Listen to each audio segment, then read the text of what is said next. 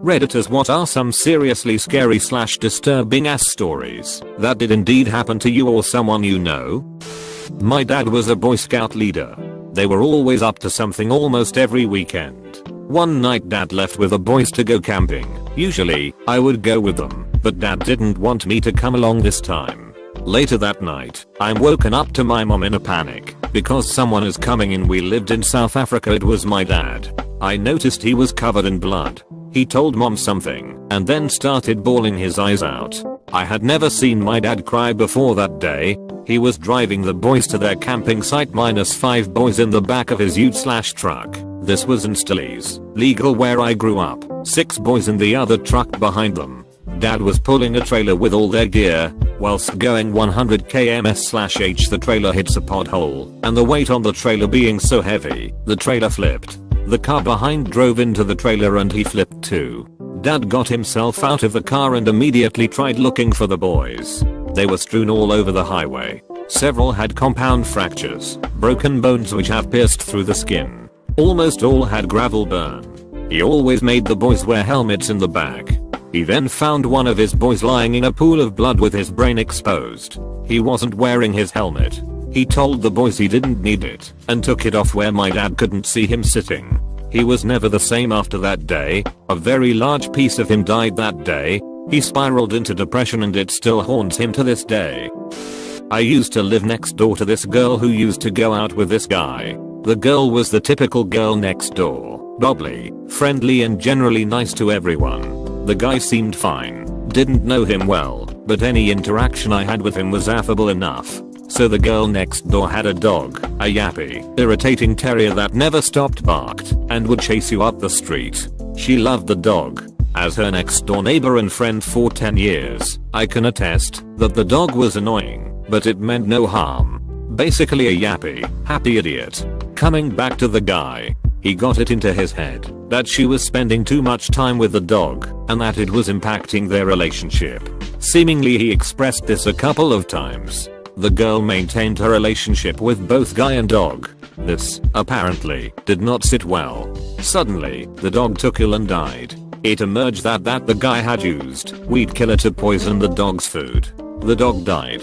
The girl challenged the guy on this, and he admitted to poisoning the dog, citing his concern for their relationship as his reasoning. She broke it off with him, and he spent the next year harassing her and her family. I'd consider this a bullet dodged, but I've oftentimes tried to imagine his thought process to get to where he ended up. I like girl, girl likes dog, dog must die. Total psycho. Dated a guy on and off for a couple years. He had some serious issues. He'd been abused, and I felt bad for him. He got physical more than once and cheated on me, but I just kind of always ended up forgiving him and dating again. Eventually though, I decided I was done after one of our breakups and made that very clear to him. He didn't take no for an answer, so I blocked him. He went nuts. Totally beyond the pale crazy. He started driving past my house multiple times a day, past my workplace. When I started seeing somebody new, he'd drive over to see if their car was parked at my house. If I went anywhere with them, he would follow us for miles. He also ended up buying a new car just to follow me in, since I always recognized his old one. He would make countless fake social media accounts and cell phone numbers to harass me and my new partner. He'd literally send me texts pretending to be someone else warning me about my new boyfriend. He'd obsessively contact my partner with blatantly fake accounts asking about what kind of sex he had with me, how many dates we'd been on, etc. I got a restraining order. I moved to a new place eventually, but he found me there anyway. I caught him driving outside of it many times. I always called the police, but they never did much, even when I took pictures. The cops always said they didn't doubt me, but that there just wasn't enough proof that he was stalking me, and they weren't going to arrest him if it would just be thrown out in court immediately. The restraining order was effectively useless. A month after moving into my new house, he used another fake cell phone number to contact me. Dude sent me a 6-page letter via text about how he had a wedding ring for me, and wrote pages about how my new boyfriend wasn't right for me. He revealed that he'd been watching us for weeks through my windows, going into great detail about our interactions. How we sat on the couch when we watched TV, what times I was going to bed, Declarations that I hated my new life and missed him and would be with him again. References toward the dog and car. Oh yeah, someone slashed one of the car tires at one point. I wonder who. I sent it all to the police and the next morning he was arrested. The state charged him with harassment. I testified against him recently and his lawyer basically did everything he could to make me seem crazy. Brought in a bunch of his friends and family members to suggest I was unstable and had imagined every incident. I was completely dumbstruck. The judge hasn't decided whether to find him guilty or not yet, but it's still unlikely there's enough there. I sleep with a weapon and I keep my windows blocked out constantly. I don't know if I'll ever feel safe again. Lesson learned: don't date crazy, or at least don't forgive it. When my friend was 14, she was walking home from school in uniform when a car pulled up beside her and a man in police uniform told her something had happened to her dad and she should get into the car so he could take her to the hospital. Police in unmarked cars were pretty common, but it already smelled pretty fishy since he hadn't asked her name or anything else to check who she was. She asked for his ID, and when he didn't immediately offer it, he said something like, "We don't have time, I'll show you." When we get there she took off running, and he didn't chase. Her dad was fine and took her to the police station to report it as soon as she was home. Turns out it wasn't the first time a man in a police costume had tried to get a teenage girl into his car in that area, but nothing ever came of it. A friend of mine is a nurse. She recently had her 18-year-old guy brought in who failed at killing himself via light rail train. When he was brought in, he was severed in half at the waist and was missing most of one of his arms. They knew he wouldn't make it, but they tried to make him comfortable. Repeated attempts to reach his family failed until he admitted that he ran away from home because his family didn't love him. His parents were finally reached, were told of his condition, and they coldly refused to come to the hospital. The young man lived in agony for another 12 hours before dying. I was walking through a square at night in a smaller Chinese city when I was 17 to 18. There was nobody there except for two men off to the side of the square. One was sat on a bench casually smoking, while the other was lying on the ground on his back with his arms and legs rigid, but bent up in the air above him. His eyes were wide open and bugging out of their sockets. It was like every muscle in his body was tensed, and he was not moving at all, while his friend was completely unfazed by the whole situation. Looking back now, I imagine he was either having some form of seizure or was on some insane drugs, but at the time I wasn't sticking around to find out. I just got the fuck out of there. When I was doing my clinicals to become a certified nursing assistant, I ended up in a slightly shabby nursing home. One of the residents had just died, and the teacher had gathered 20 or so students in the hallway to talk to us about post-mortem care. It was a long hallway with doors to resident rooms lining the sides. Most of the doors were slightly ajar. While the teacher was talking, some trash flew out of an open door and landed on the floor at her feet. It was a few things like candy wrappers, but also heavier things like wadded tissues. It was thrown out of the door at about shoulder height. The teacher stepped forward and opened the door, thinking maybe a confused resident might have thrown it. The room was empty. No one was in there. There was no waste basket. Absolutely no way for trash to just fly out. The entire class was spooked, and you could tell the teacher was confused as well. We never discovered the cause, but a student did open the window in the room to let the bad spirits out.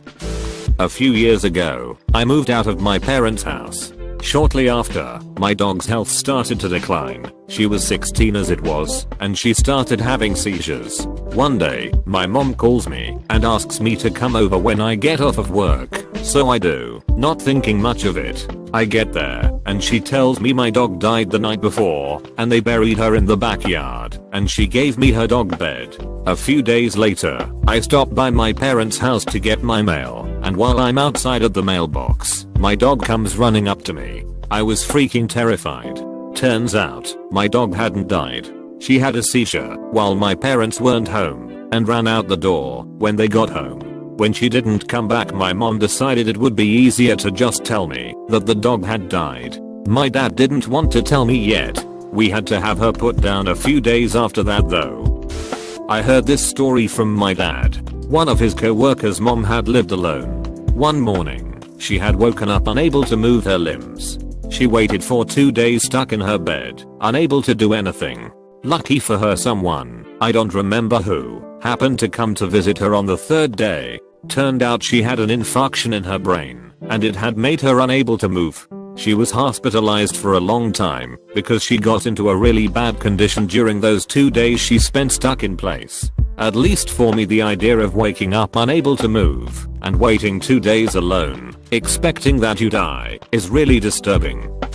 I used to be a deputy sheriff. Got a call one night about 0300 in the morning regarding a male wearing all black and knocking on the door to $1 million home in a gated community with armed security. He told the homeowner he was lost and his motorcycle broke down.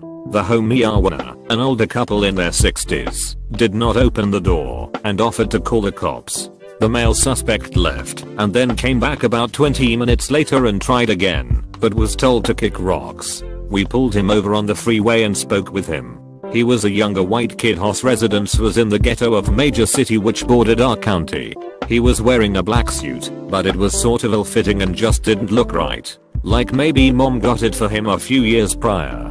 His story was he was looking for a house party he was invited to. He was also on felony probation for robbery. He had a backpack with him that was empty except for a huge hunting knife. We searched his phone and found he had Google Maps open with the homeowner's address in it. He drove a good distance, easily 20 miles to get to the homeowner's home. He was very polite, but the way he spoke you could tell it was fake and that he was a thug. I called the homeowners and they didn't know this kid from Adam and were quite scared. I arrested him for prowling. He went totally nuts and started calling me the N-word, I'm not black, and threatening to kick my ass. He would not calm down and had to go into the restraint chair in the jail. I did some follow up and it turns out the homeowners had a plumber come and do some work at their home. The plumber shared the same last name as him. I listened to his jail calls the next day and he called someone who asked if he got what he was looking for. Turns out the person he called was his uncle who worked at the plumbing company and did work at the victim's home. We charged him with carrying a concealed knife and violated his probation. He got 3 years in state prison as the crime was so creepy that I had to do something with it. Never got an answer as to what he was looking for or the whole story. Detectives could not charge the uncle, but the plumbing company did fire him cause it was so weird. Happened when I was 8 years old. A man broke into my house while it was only my mom and I inside. Guy's wife was hacking the door with a machete and kitchen knife and screaming obscenities at her husband. My mom was shielding me and pleaded for the woman to stop as she has a child there. The wife actually stopped and said that if my mom opens the door, she'll let the both of us run off. This was enough for the neighbors to come in and subdue her. Husband turns out to have been cheating on his wife with another woman and was trying to use my mom as a scapegoat. Used to work with a guy that ended up being arrested for child porn. Disturbing because he was a quiet guy, wife, kids, typical middle-aged guy. When I was a sophomore in high school I had partied the night before with some friends. Woke up early and headed back to my grandparents' house. The house was pretty old, but nice.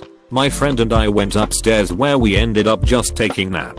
We both woke up to a high-pitched screaming girl. We both ran downstairs thinking it was someone in the house, but it was empty. We went outside to find my whole family around the grill and nobody heard a thing. When I was 7 years old my dad took me to Florida to visit a friend of his from his days in the army. He was taking us on an all-day fishing trip. As they were moving things from the truck to the boat and preparing to set sail. Was not a sailboat, I'm just not very nautical. I was running up and down the big pier with this guy's little dog. I was supposed to stay within sight of the boat so my dad could keep an eye on me, but I went wherever the dog did. I eventually wandered off chasing the dog and got a little lost. I was trying to find my way back when I came across this guy, 30 to 40 years old, sitting on the back deck of his very nice sailboat. This one was a sailboat for sure. He says I have a cute dog and that I'm cute too, and my naive self just says thank you and laughs. He asks me what I'm doing on the dock alone and asks where my parents are. I tell him I'm trying to find them and he invites me inside his boat for a tour while we wait for my parents to come around looking for me. I'm dumb so I say sure and he helped me up into his boat. I put the dog down, and he takes me on a tour through the boat, and when we are at the highest point on the outside he has me look around for my parents. I see my dad and his friend still carrying things out of the truck and point them out. He says they don't seem to notice I'm gone yet, so if I want to continue taking the tour we can have fun before he takes me back to them. I agreed. He takes me below deck and shows me all around, and we end up in his cabin sitting on his bed. I will admit, the boat was amazing. Really beautiful, and he was probably rich as hell. He sat on the bed telling me about the places he goes and the adventures he's had. He had been all over the world and had pictures all over the cabin to prove it. He sat closer to me and put his hand on the small of my back and said if I really wanted to go on an adventure I could. He would take me with him and we could leave right now. I just had to say yes, and he'd said sail immediately. I asked about my bags and I didn't have any other clothes. I only had a little bikini and a white t-shirt and flip-flops on, and I was legitimately worried about my stuff. He said everything was ready and he'd buy me whatever I needed at the first place we stop. I seriously sat there for a minute thinking about it, and in the end I told him thank you, but no thank you, because I'd miss my dad. He was smiling and told me that was a good reason to say no, and he casually led me to the back of the boat and helped me down, handed me the dog and said bye, and I waved goodbye in return. I walked back to the parking lot where my dad was looking for me. The whole ordeal from getting lost to returning to my dad took maybe 10 minutes tops. Some days I wonder if I dreamed some of it, but I don't think so. This just happened recently. An acquaintance of mine had a really awful roommate. He would constantly harass her and her boyfriend, steal their stuff and just generally act pretty shitty. Well, he kicked my friend and her boyfriend out and got some new roommates. These new roommates stabbed him to death in the apartment.